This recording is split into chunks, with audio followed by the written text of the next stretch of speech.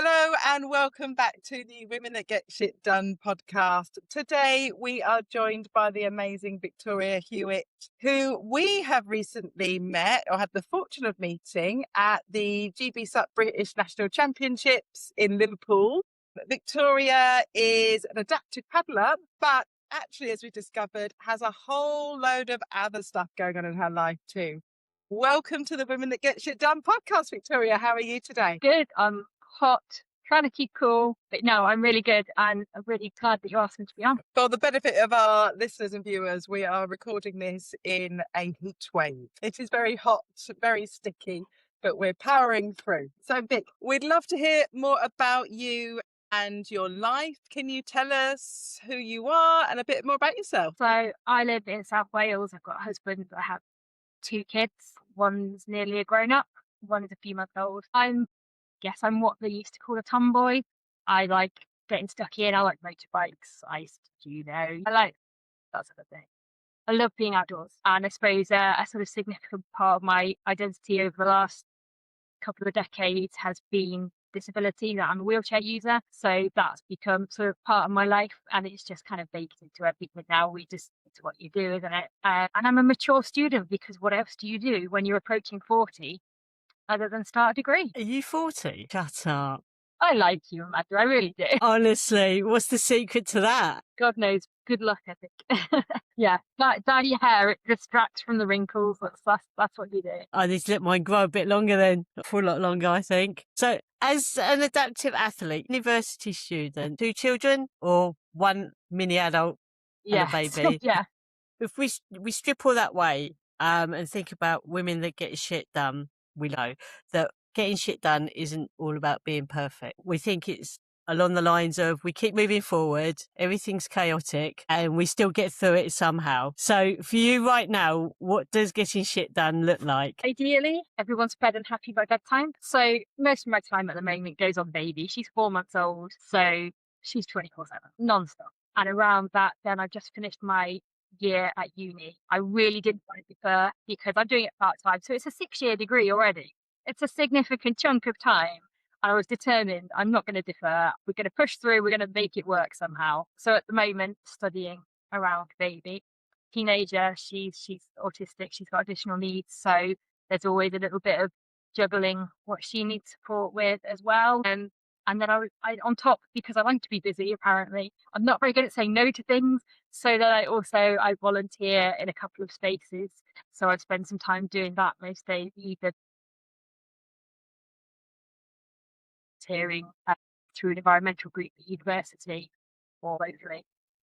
So yeah, definitely a lot of chaos. You're on the ball with that. It is a lot of chaos and juggling a lot of balls and hoping for the best. But it mostly comes together, and I'm quite lucky that my husband's just as happy to get stuck in, and I have my parents nearby as well. That's amazing. The little one and your teenager with ASD, that's a lot to juggle. And the fact that you then make time to study on a 6-year course. Glutton for punishment, I think. And you still get time to volunteer. What planning app you use to fit all this in? And if you're not, sell it. Lists upon lists, because if it's not written down, it's just in one ear and out the other. So yeah, everything is on a list, and if it's not on a list and not in the diary, it's not going to happen. I am famous for loving a list. So I'm right there with you, Vic. You've got to have a to-do list, and the to-do list has got to have a to-do list. So yeah. It's the way forward. It really is. So you mentioned there about a couple of spaces that you volunteer in. Obviously, one of them we met you is through AquaPaddle. Do you want to explain to people what AquaPaddle is? So AquaPaddle, we kind of talk about it being a bit like parkrun, but on the water. So it's a 5K paddle, and the idea is that it's open to everyone. So it might be your first time trying to do 5K on the water in your kayak, in your canoe, on your paddleboard, whatever you've got, as long as it's not a lilo, you can bring it. You might be someone we have people who come in K1s in really fast kayaks, and they race it, and they're back in half an hour, and they're really fast.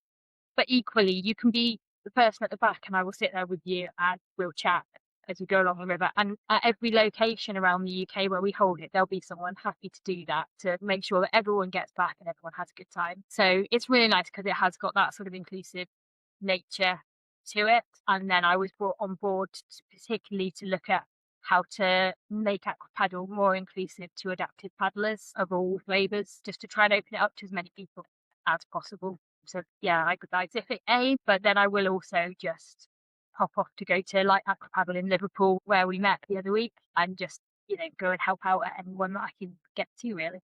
I love that. So what does Blue Space give back to you personally? Love being in blue space. I don't think it's as commonly used term as green space yet.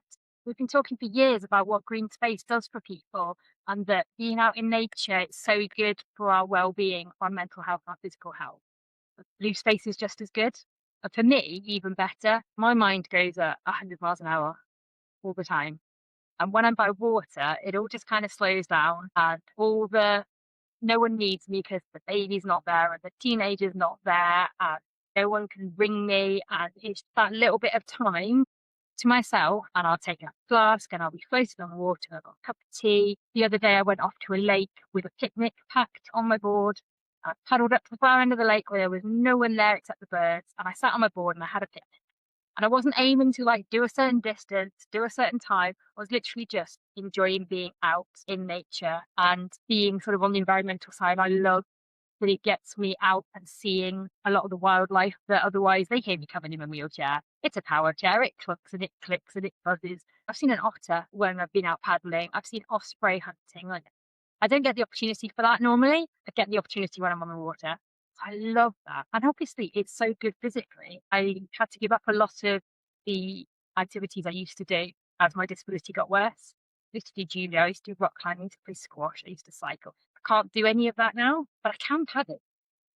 And the first time that I went for a proper paddle, not the first time I got on a board and immediately fell off, because that's how it started. But once I kind of had got the hang of it a little bit and I went paddling and I thought to myself, I haven't moved this far under my own steam in about a decade. And that is so freeing. I'm more independent on the water than I am on it. I get on the water and I'm away and I keep up with everyone. If I'm in a social paddle, it's not a problem. It really is so freeing, but nothing else I found is.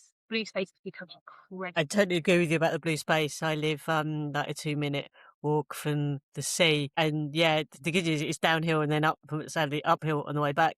But yeah, it's something that we've brought into more here, and with ocean days, and we've got surfers against sewage down here. But paddle boarding here, everybody, obviously Heatwave, has all got their paddle boards back out and everything. And all I've been saying is, have you heard of AquaPaddle? Go to AquaPaddle. Go to AquaPaddle. Could you just explain to people what your setup is for paddle boarding? Because obviously it is adjusted. Yeah.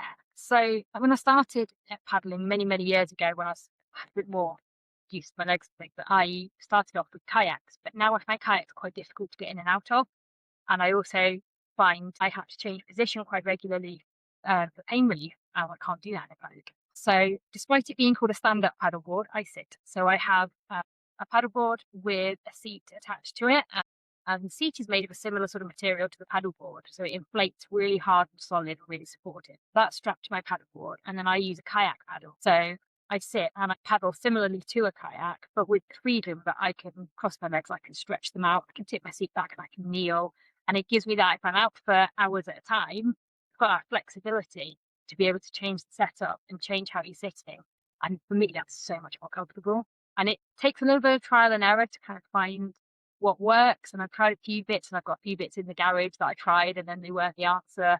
Or I tried and then I upgraded, as often seems to happen in this hobby. But this setup works really well for me. And some people seem to get their nicked in a twist a little bit about it's a stand-up paddleboard. Just buy a kayak. I love kayaks. I've got 2 in the garage right now, but they don't work for everyone.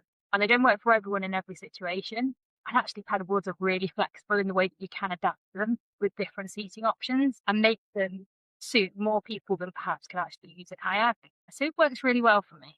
So with that seat, was that a custom fitted seat or is that off the No. shelf and you've managed to sort of like get it to work for you? Yes, so plastic paddleboards created the seat, marketed towards adaptive paddlers, but available to anyone. And I've paddled with a few people who've gone away going, I need to buy one of those because that's really good. And I initially tried just like a little folding camping chair, the ones that have no legs or anything, they're just sort of fabric, just to see if it would work for me. I quite liked paddling seated. So I splurged and bought bought plastic seats, and it has been a game changer. It really has. So I absolutely love it. I recommend it to everyone I talk to who's talking about seated paddleboarding, because it really is a good bit of kit. It's good that from an adaptive perspective, they're looking at it as well. Definitely. It is nice that it's just freely available. Often these things are so specialised, but no, this one's literally a hop on and off. Just out of curiosity, when you see brands or organisations throw out the word inclusion, because they seem to use it as buzzword in a way, how much of it do you think is actually genuine? Do you think there needs to be a structural change maybe, or just organisations using it as a sort of a PR checkbox that leaves the burden of adaptation on the disabled athlete? What do you think? It's Pride Month at the moment. Everyone's got their little rainbow profile picture on, Sainsbury's or Amazon or whatever on Facebook. They've got a little rainbow profile picture, and you think, what do you do the other 11 months of the year? And it's a very similar thing where quite often places will say accessible. We won't give you any more information. They'll just say, we're accessible. Well, accessible to who? Because accessible to me might not be accessible to you. It might not be accessible to my neighbour. And it seems to be something that you can say because it makes you look good. We're accessible. We're inclusive. But what you need is the follow through on that. You need to actually act on it. So one thing that I appreciate from AquaPaddle is that they want real accessibility. So they've actually brought me on as a disabled person to give my input to everything from sort of ground level up. I can have input on everything. And they actually act on that. When I say actually, it would be really helpful if locations gave information on their accessibility, because one of my huge bugbears is that we don't get enough information out there. And then people are told, you need to add this for your location. And it actually happens. Whereas a lot of the time, it is very much feels like sort of tick box. Well, yes, that's a good point. And that changes. And if you really want to be inclusive in any field, disability or in any field, the key is what you actually do to back it up. Because we can say we're best thing since sliced bread. But if we're not actually backing that up with do, means that's a very valid point actually for anybody who's hosting an event or an organisation with facilities and they say accessible. What actually is that? With your disability, people say the stupidest and most awkward things, I imagine, if they're uncomfortable or uneducated about disability, I am sure. What's the most wildly inappropriate or clueless comment someone has made to you on the water or maybe off? And did you politely smile through it or completely call them out on it? So my responses to people saying stupid stuff depends on the day. Sometimes I'm really polite and lovely, and sometimes I'm less patient. I particularly dislike when people will come up and they won't even know my name yet, and they'll say, "What's wrong with you?" "Nothing much, thanks, I'm fine. Got my coffee." I'll literally be the first thing they say to you. "What's wrong with you? What have you done?" Like, would you like my medical history? Or they genuinely think that's a good way to open up a conversation. I'm not being quite friendly. They think that's a great way to start a conversation with me. And so sometimes I will just say, "Oh yeah, I'm disabled, it's fine." And then sometimes I may ask them if I can have some of their private details because you want mine. What I love, on the other hand, is when people will quite often, at the sort of events I met the other week, people would say, "Do you need a hand with your board?" Or, "Do you know where the ramp is?" or whatever. And they'll offer help. And if I say, "Oh no, I'm good, thanks," they'll go, "Okay, great, up to date." Move on. Trust that actually I do know what I need. And that's brilliant. That's the way to do it. Offer your help sometimes, but don't just assume it's entirely useless, because I've got probably actually keep it up right most of the time. And if I need help, I'll probably be a call hustle. So I say performance. That works really well. So I look for them ask me that. But yeah, when people start conversations with "What's wrong with you?" then I think, yeah, this is going to go far. I'm laughing, but it isn't funny. It is the way that you're saying it.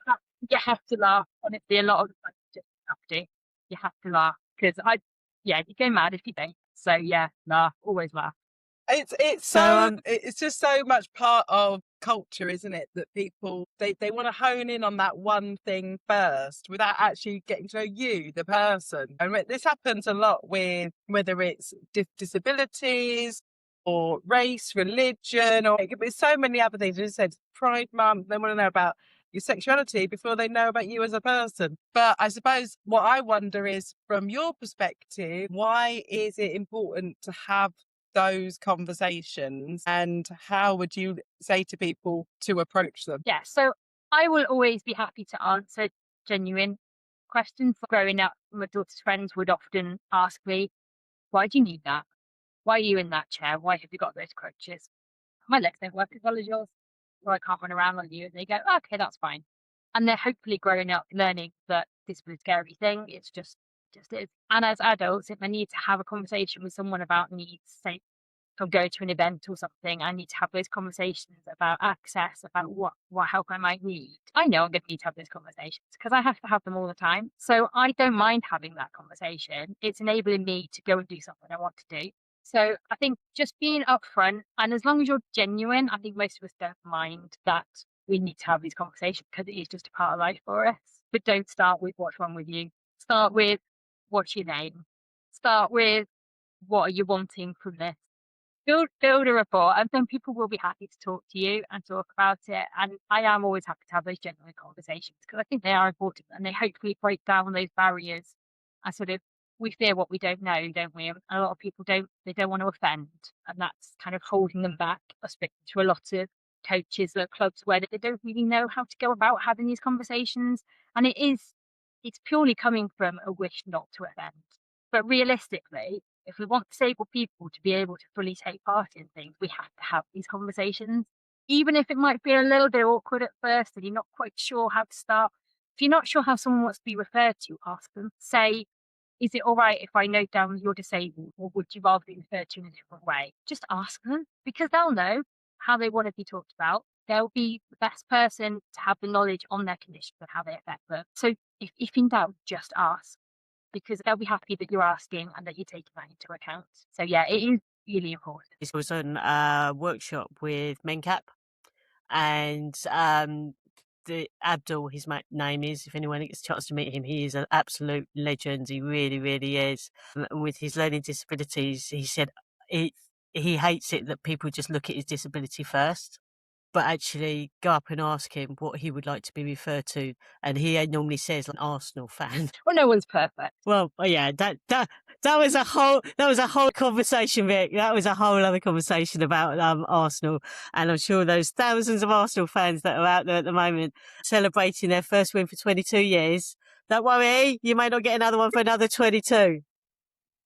But enjoy it while it lasts. But thinking about accessibility in sport, I suppose as well, it goes beyond blue spaces, doesn't it? It's a part of trying to include in all sports. What are your thoughts around that? Yeah, I think a lot of what I'm trying to do within sort of paddling applies more widely. So giving people who are leading sports sessions the confidence to try and be able to have these conversations that we were talking about, and giving this information. That I feel like I crack on about this all the time. But I personally, if I go to any sort of event, I don't expect facilities to be perfect, because we live in a real world and grants are hard to come by. And maybe your changing rooms are the same changing rooms that were built 60 years ago, and no one thought about accessibility when they were built, right? So you've got what you've got, and until you get a grant, you can't change that. And I don't expect you to. I don't expect you to magic that up out of nowhere. But if you say there are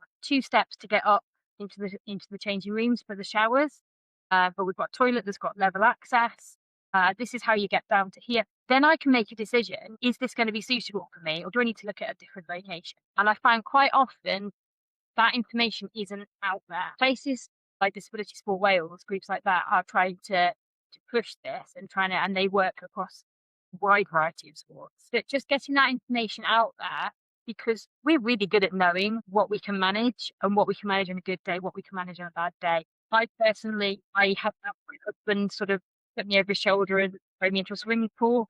I slid down a bank to get down to a river and have someone drag me back out. I'm like, I don't mind. If I want to do what I'm doing enough, I'll give it a go. So that's what works for me, and it might not be what works for someone else. But if you tell us, I can go, great, I'll see you there. And someone else can go, actually, that archery club doesn't suit me, but that one up the road, perfect. So if we can just get that information out there, and a lot of the time when the information isn't there, I could email, I could ring, I could ask, and sometimes I will, but disabled people have to do that quite a lot. We have to do it for all sorts of things. We have to do it for the place that our kids having a birthday party, and we have to do it for the group that they want to go to, and we have to do it for the school. It's endless.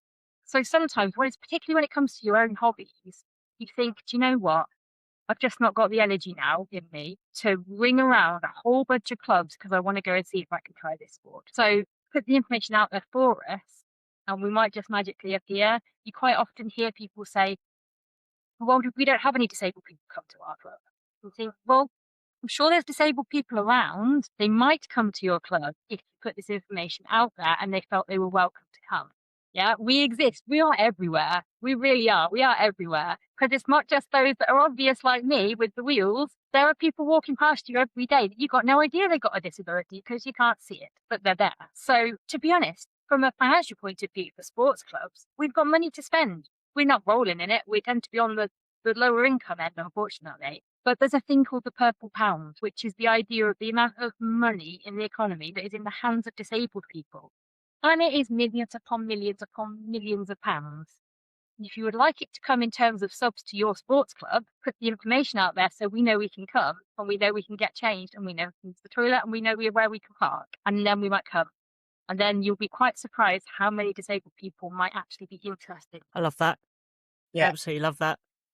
I'm going to get our organisation to adopt that as well, because I was thinking about that just now, going, no. Yep, that's on my list for tomorrow. Something to not think about. If you don't need it, I didn't think about these things until I needed them more. My little girl's now grown up, where she looks for ramps and things. Will be out, and she's not so little anymore, bless her, but she'll say, just saw Mum, there's a ramp up there, even if we're not going that way. But she's spotted, because it's the sort of thing she keeps an eye out for, because she knows that accessibility is an issue. But it is really easy to miss if it's not something that's impacted you. It's so easy to forget. So this is where it's good, I think, to talk about it, even though I sound like I'm on my soapbox a lot of the time. It is good to talk about and just get people like yourself now just to think, oh, actually, yeah, we could put a line on that on the website. Yeah, no, and that's all it takes. I think the biggest word, though, is inclusion, isn't it? Because, as you said, not every disability is visible. Not every person's need is even visible. So we're not necessarily even talking about disabilities, but bringing into that neurodivergence and anything else where people might not feel included because it's not seen or recognized that space is safe for them, that it's accessible for their needs, whatever they are. So actually, you mentioned your little girl. I love it that you still call her your little girl, because she's 18. Still my little girl.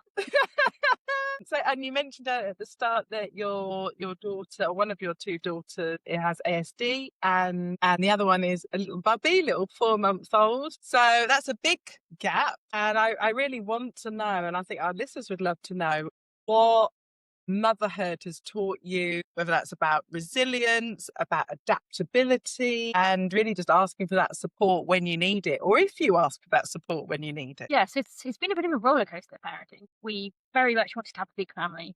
We got with them very quickly, had my eldest, and we had to ask for help very quickly because I had really severe postnatal depression, and I don't remember an awful lot of her first year, which is why I'm enjoying it with this one so much, because this is the first time I've got to do that. So we relied a lot on my parents, particularly, who lived about 100 miles away, but would drive up to help. So we had to learn to ask for help. And then she got bigger, I got better, life moved on. We thought we'd have another baby, start on the next one, and nothing. Patient and testing and all of this went on, and it seemed like we couldn't have any more. And we eventually had to accept that this was it was going to be the three of us. Then I thought, well, when she's older, we'll still be like young enough to go off, do a bit of traveling, do things by ourselves. So she's now 17, and we're at the point where we were going off for weekends away by ourselves, myself and my husband, no kids, go to gigs of an evening, brilliant. And then last year I felt a little bit hormonal, and I actually thought maybe it was early menopause. Women in my family go into menopause quite young. I thought, I'm 39, bet that's what it is. What the doctor will say is, could you be pregnant? It's the first thing they always say, anything hormonal. And I thought, of course I bloody can't. I've been infertile for 17 years. I said to my husband, I'll do a test just because then we can tick the box. You've done it. You've done it. And I remember saying, it's really funny. This is the first time I've taken a pregnancy test, and it's not been like a big emotionally loaded event. It's just like, well, it was positive. And then it was positive. So then we got to grips with starting parenting all over again. So now I have one each end. I have one about to be an adult in a couple of months. I have 4-month-old baby, and we've been very lucky this time that we have a lot more support around. Actually, we've moved nearer my parents, and we know more people where we live now, so we actually have a lot more support. But also, I have postnatal depression, which has been wonderful. I've been waiting for it to hit. It didn't. So, but it is strange. It's very much opposite ends of the spectrum. It means I have an extra pair of hands because Lily's great with her. But I think I have to be careful not to sort of forget about Lily in a way, not to kind of assume she's fine, she's largely self-sufficient and sort of only focus on the baby, but make sure that actually we're still doing some stuff together. Because I think when they're that much older, they're that independent. It's really easy to forget that actually she spent her whole life thinking she'd never have siblings. She never thought this would happen. She used to ask when she was young, I'd really like a little brother or sister. And I'd say, yeah, I know, that would be really nice, but we can't. And then all of a sudden, I'm saying, surprise, how did it happen? Yeah, now you're getting a little sister. So it's been a huge change for her as well. I think it's quite important not to forget that actually it's turned all of our lives upside down in a good way, but it has been huge. And just making sure that we're sort of being cognizant of that with her. I think it's such a huge journey that you went on from having your first child, which is a huge emotional shift anyway. Then, as you say, postnatal depression and that first year of being just a fog, and then navigating that journey with your child growing up, you growing up, because you were early 20s, I want to say, and now your life was taking another shift again. And then here you are thrown back into motherhood. Apart from the postnatal depression, how different are those two sort of elements of being a new mother again? In some ways age sort of doesn't help in that, my God, it's exhausting. But on the other hand, actually, I think I'm a lot more confident this time round. Like 22, I was so young myself still, and I was still learning adulthood myself at that point. So I largely sort of still a bit of a people pleaser, sort of trying to do everything right. And my 30s, I spent learning that everyone doesn't need to like you, and it's okay. And that's fine. And if the way you do things doesn't suit everyone, that's all right. You'll find your people. And so actually having the baby now, I feel so much more confident, and I feel more able to kind of just trust that actually we're doing fine. I don't need to second guess everything. And that's been really nice and quite unexpected. And I think that's made a huge difference. And I think just also generally the fact that now we've moved out of the city, we're living in the countryside, we're living near family and friends, and it feels like a really different environment to be raising her in, sort of physically and community wise. And so I think that's all added together to just make this a much smoother experience than the first time. And actually I'm really enjoying it, and it's quite kind of, sounds really corny, but it's quite kind of healing after having had a very bumpy start the first time round. But this has gone so smoothly. She started breastfeeding while I was still on the table being stitched up. She's been the easiest baby, apart from hating bedtime, but don't we all? So that's actually been really fantastic to kind of see the other side of it. I think everyone always says you get the easy baby first and they lull you into a false sense of security, and then you get them all the time. But we have the screaming one first, and who has turned into, she's such a lovely teenager. She's such a good kid. She really is. But she was a lot for the baby. But then I wonder, am I being lulled into a false sense of security now? Am I doing the easy bit now? She's going to be the teenager being brought home at 2 a.m. by the police, because maybe we're going in the opposite direction, Lily started out hard and then now is no trouble whatsoever. What if we're going the other way? Find out in 15 years, I guess. Oh, terrible thought. 2's into teenager, whatever comes first. So was Lily when she had a ASD diagnosis? She was 4 when they suggested it and 7 when she was formally diagnosed. How did you manage those behaviours? So we were kind of lucky that we sort of lucked into quite a good situation, because we recognised around 3 that other kids were growing out of behaviours that she wasn't. and spoke to the GP. She said, I agree, we'll refer us on. But we'd already decided, my husband was doing a PGCE at the time. All the stuff he was being taught was saying, actually, kids tend to do better when they don't start formal academics until they're a little bit older. So he's writing essays on this and going, but hang on, we're supposed to send our kids. And this is not what the evidence says. So we decided, thankfully, that we were going to home ed until age 7. We're going to home educate. We're going to stick to play-based education. And so we hadn't enrolled her in school. I'm quite grateful for that because she's not a kid who would do well in school. And it was pure luck that he was doing his PGCE at this time and that we were having those conversations and that we'd already decided to home ed. And then obviously by the time she was 7, it was quite obvious that school wasn't going to be a success. So we carried on home educating. And that meant for many years, we had a mini trampoline in the front room and she'd bounce on that while I called out songs for her to do in her head. Or she'd be hanging upside down on the roof. But we had a trapeze hanging for a chin-up bar in the doorway.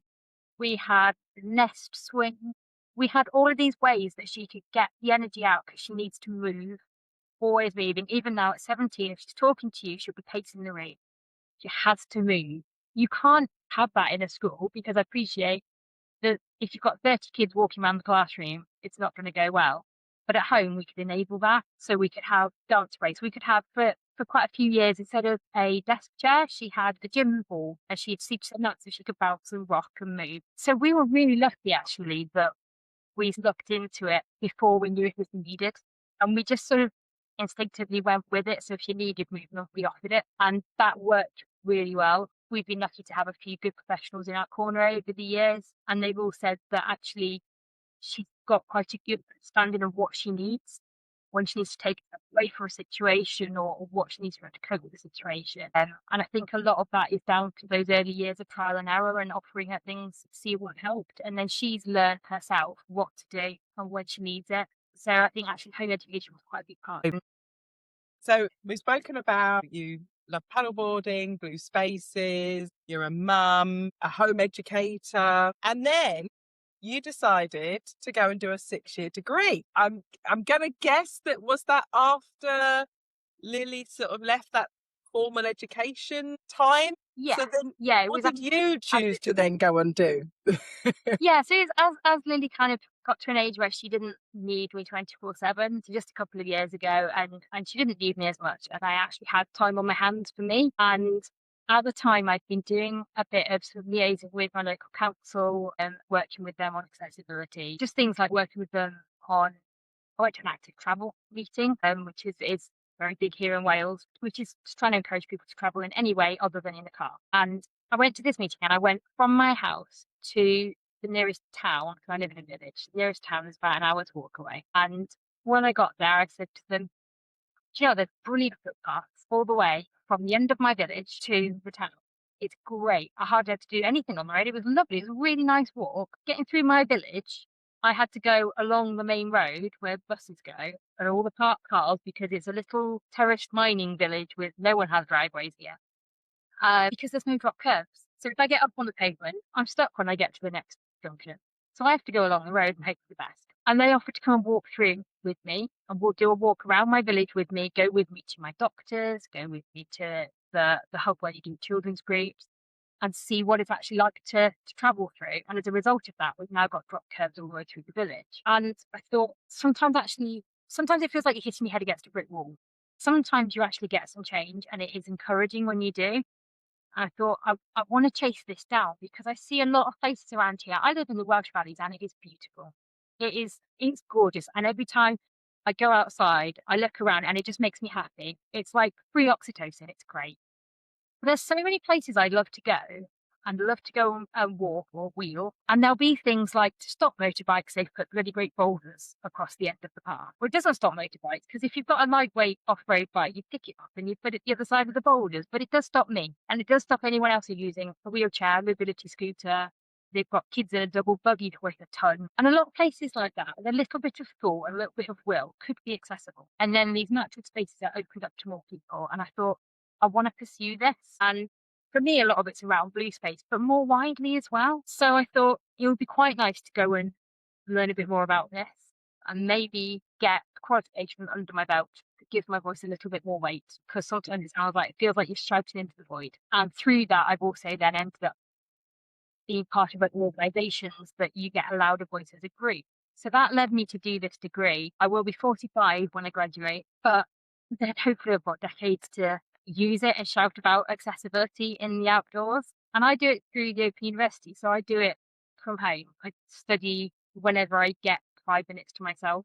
Sometimes that's I'm taking my eldest into Cardiff on the train, and I'll take my textbook and I'll be sat there highlighting bits in my textbook while we're on the train, or sat waiting for an appointment in the waiting room. I've got my books with me, and that works really well. It works really well when you're juggling parenting and things, because my time goes back to chaos. It is chaos. And so what time I have free on a Monday might not be the same as I have free on a Tuesday, and actually it might not be what I had last Monday, because now one kid's ill, or they've started a new group that I need to get them to. Or so having the flexibility to be able to study when the baby's asleep, or when I'm on the train with my teenager, it's fantastic. And I'm loving it, because I'm using my brain for years. Everything in my brain has been focused on my eldest. It's just been kids.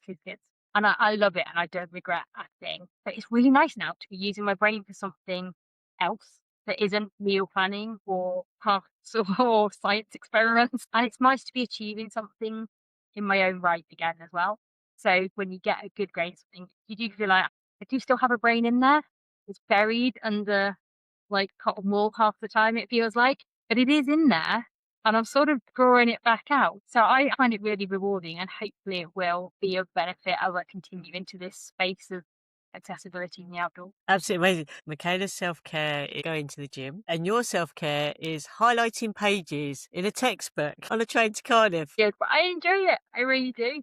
I do think I must be mad sometimes. I think that's probably the answer. I really do enjoy it, yeah. I don't love it. enjoy it at the point where I've got an assignment due in a week. I'm in that like kind of deflapping stage. And then at that point, every time I think, why am I doing this? Like, I don't have to do this. Why? I don't have to be in education anymore. Why am I doing this to myself? And then as soon as the assignment's in and the next lot of reading begins, I'm like, oh yeah, that's why I'm doing this. That's okay. It's fantastic. You've got that support network with the professionals, and your parents are now with Lily as well.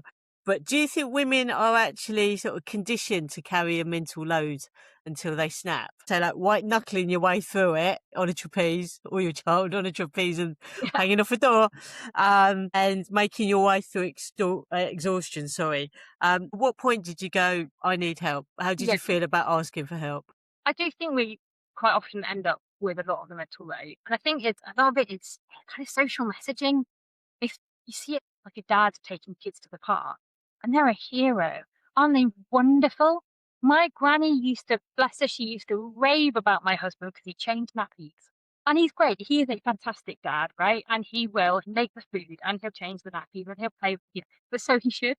Like, he's great. I love him to bits. Okay, we've been together for 19 years, and I love him to bits. But why is it seen as being such an amazing thing when a dad does these things, whereas when a mum does them, it's just what we're supposed to do? So I do think we end up taking on more because there's more expectation put on us a lot of the time. And my husband will tell you I am notoriously bad at asking for help. And many a time I get myself into a situation where he's like, why are you doing that? I'm right here. And I said, yeah, but I thought I could do it, and now I'm stuck. I am notoriously bad at asking for help. I think postnatal depression forced me to accept help. Because it was beyond what we could cope with as a partnership. So I had to accept help for that. I then got very good at being independent again, and then my disability got worse. And I have had to learn that sometimes in order to achieve what I'm trying to achieve, I have to have, because the alternative is that I do less and I don't get to do the things I want to do. And accepting that it's okay if I need some help for step one so that I can get to step two. But it does take a little bit of a brain change. We are told that we're strong, independent women and we can do all this, and that's great. But realistically, most of us are not independent, we're interdependent. So we have dependence on other people, and they have dependence on us, and we work as a team. We are in a community of some sort. And I think particularly with having a baby now, because I knew that postnatal depression was a risk, right from the start, I had to be open to accepting help. So I had a friend come round when we got back from the hospital. I went a little bit skew and they thought I might have sepsis. So I had an emergency C-section, which was about Z on my list of plans ABC. That was right down the bottom of what I wanted. But these things happened. But it meant that then my mobility was even more limited when I did get home. So I had a friend who came round and she'd cooked several days worth of meals for us. And she bought all the sides and everything. And she came in and she'd like, you stay there, I'll fill the fridge. And she just filled the fridge for us. Things like that. Actually, in the past, I would have felt a little bit awkward. Like, I'm supposed to be doing that. I should be able to do that. But this time around, I knew that actually I need to keep myself healthy. And in order to do that, I need to be okay. And actually, if people are offering, it's because they don't mind. Like, they want to more help. than that, it's because they care. Yes, yeah, it is. And they wanted to help. And actually, it was really nice in the end saying yes to that. And I did feel really cared for, and it was really nice. But sometimes I think things need to happen that force you to accept help. And then you see that this is good. And it's ridiculous because honestly, I'm the first person, one of my friends said today on Facebook that her and her little one have got COVID and they're feeling really grim. And the first thing I did was say, do you need us to pick up any shopping for you? Because I know I don't mind helping. And then when it comes the other way around and someone's offering, then you suddenly think, oh, no, it's fine. Don't worry. Don't want to bother you. So I think when I offer help to someone, it's because I genuinely want to help. So when people offer us help, I think sometimes we need to swallow our pride a little bit. It's such social conditioning, isn't it? I think we are, as women, as you said, we're supposed to be strong, independent. We don't want to ask for help. But at the same time, we're the first ones there to support someone else. I come across that a lot with my client work. I don't want someone to feel sorry for me, or I don't want someone to look down on me. And I'm like, these people are in your life because they care about you. They're not there in your life wasting their time because they feel sorry for you. And I don't know anybody that hangs around someone because they feel sorry for them. Paid help as well. I mean, for years, I've kind of ummed and ahed about having a cleaner come in occasionally to do the jobs that I struggle with. It felt really weird to have someone else cleaning my house. Like, that's really strange. My house is like my place I retreat to where everyone else isn't. And it felt really awkward and I didn't do it for years. And I think about a year ago, I thought, you know what, I'm going to try it. And if after a month I think, actually, no, I really don't like this, I'll stop because there's nothing tying me into this for a lifetime. I've got now the nicest cleaner. She comes once a fortnight and she does the big things that I struggle with. And if there's something special I need help with, because I don't know, with like taking down the curtains and washing them, or something, she can help with that, whatever it is that we need. And I'll just sit and study. The first time she came out, I'm there going, do you want a cup of tea? Do you want me to put the kettle on? And she's like, no, I'm fine, I'll just clean. But no, she's become a friend and it doesn't actually feel awkward at all. After the first once or twice, it didn't feel awkward at all. And actually that frees up some of my energy to do things that I'd rather be doing rather than using the little bit of energy I've got on mopping the floor. It did very much feel like swallowing my pride and admitting that actually, yeah, I can't do everything. And then realising that so many people have got cleaners. This is not like a personal failing on my part. It's just loads of people have got them. And loads more people would have them if that was something they wanted to budget for. Really glad I did it. And now I wish it hadn't taken me so long. I look back and I think, I was really silly. You should have studied years ago. Top tip there. Absolute top tip. So with your P&D, what symptoms presented? So I'd had depression as a teenager, so we knew it was a risk. So what they did was when I was pregnant, we were given a load of like contact details of if you need us afterwards. And I kind of thought I was all right. I didn't think I was that bad. Then this is like, and you get to laugh at this story, okay? Because I laugh at this now. It was not funny at the time, but I laugh at this now. I remember, have you ever seen the show Battlestar Galactica? Yes. So partway through, spoiler alert, if anyone's not watched it, spoiler alert is that some people suddenly discover they are Cylons. They're this sort of alien robotic race and they've been like switched on and now they're going to carry out this plan. And it occurred to me one day while my husband was out at uni doing his teaching degree, maybe the reason that life felt really quite hard was that actually I was a Cylon, right? So this was all like a storyline someone had written for me. And this made perfect sense to me. This seemed really logical. And when my husband got home, I cheerfully told him that I thought maybe this might be the case. And he said, I think we might need to ring that number. And he rang the number and said, I think we might need to talk to someone. We were really lucky that where we lived, there was a unit set up specifically for dealing with postnatal depression. And they were absolutely fantastic. I stayed under them for the first year. And they were great. And they had a whole team of all different professionals all under this one roof. So you could see everyone. They referred me to a local charity for RAM sessions. And I think the therapy I did with that charity probably saved my life. I think having my daughter made me deal with all the underlying stuff that perhaps I haven't really dealt with. that I put on the back burner because I needed to for her, because I didn't want her growing up with that. I didn't want that hanging over her. So it made me have to face it and have to deal with it, because therapy is hard, right? Like really getting into stuff in therapy, it is hard going. It isn't fun. And it can feel worse at first, which I feel like nobody talks about. But sometimes when you start talking about the difficult stuff, it feels worse. Okay, you'll know this. Sometimes it feels worse at first. Kind And of that, have to the process. that is something And I I'm say all my clients is after the first session, it's going to feel a lot worse, and it's going to feel a lot worse for a while before it starts getting better. But yeah, it isn't something that people enter into lightly. no, it is hard work. It is, but I'm really grateful that I had that push to do it, because I think my 30s have been mentally the best I've ever been. And I don't have depression anymore. And I thought that in my 20s, I thought that was going to be a lifelong thing, and it's just not. And I've learned how to manage things, and I've learned how to pick up on things before it becomes an issue. I've learned through my daughter's autism that a lot of things for me are sensory overwhelm. That's when I really struggle, is when my daughter's talking to me and the dog's barking and then someone's knocking on the door and my brain wants to explode. And so what I need to do is take myself away somewhere quiet. So that might be for a picnic on my paddleboard. It might just be I'm locking myself in the bathroom, I'm having a bath with my book. Do not enter unless you're bringing chocolate. But I need that alone time. I need that quiet time. It might be the baby woke up and I said to my husband, here you go, I'm going back to sleep for an hour. But I need that quiet time. And all those strategies now mean that it's just not a factor for me anymore. So whilst things had to get really bad before they got better, I'm grateful that that happened when it did, because then that's given me most of my adult life on a much better footing. Brilliant. Absolutely brilliant. Okay, so with everything we've spoken about tonight, I've got to ask, what do you think is the achievement or the moment in your life that you feel most proud of? Like the other day, I was at an AquaPaddle event as someone had seen an article I'd done on adaptive paddling and came over and said, that was really great. And I wrote it like 2 years ago, that I really loved seeing that. And someone came and said, I've got a friend who's had a really nasty motorbike accident and he doesn't think he can get back on the water. Can you have a chat to him? That's maybe being able to help someone actually access something that they couldn't before. It's a really good feeling. It's like disability is not, it doesn't make life easier. It doesn't, it's often not a lot of fun. For me, it's quite painful, but actually sometimes it kind of leads to something. And for me, it's led to a position now where I get to try and find ways to help people do something they enjoy. And I love that. And I am really proud of that. That's where it ended up for me. And I hope that I can carry on doing that and open it up.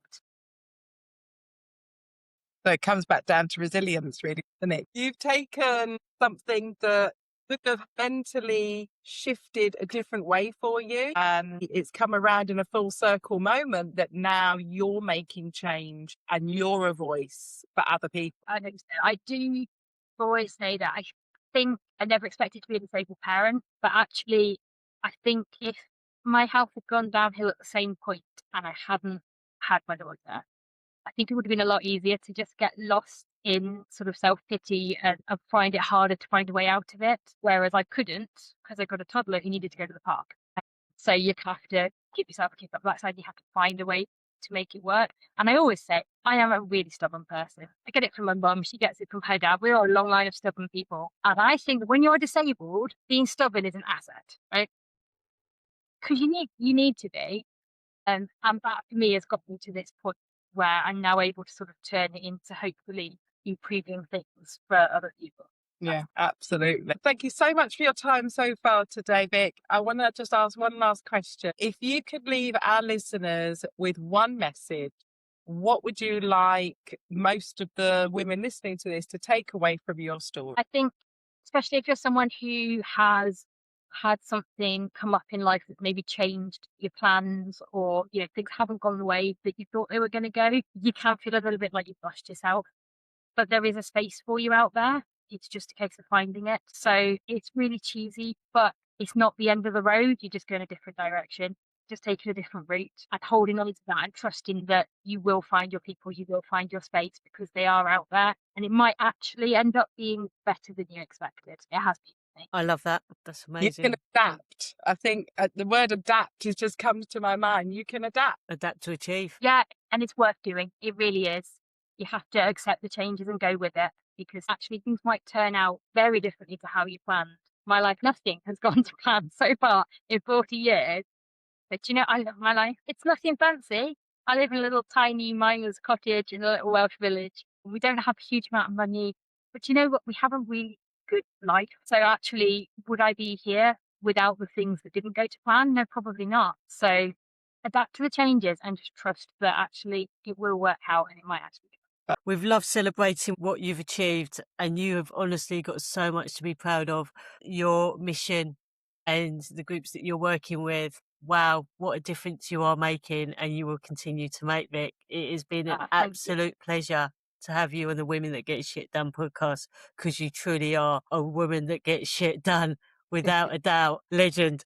Thank you so much. So, for all our listeners, don't forget to subscribe and like the podcast so you get that little notification ding, for when we upload our next episode. Thank you very much for your time today. It's been absolutely brilliant. I can't wait to see you at another AquaPaddle, hopefully Ramsgate maybe, but I understand that is a long way from Wales. But to our listeners, tick the button, subscribe, like, and we will see you on the next one.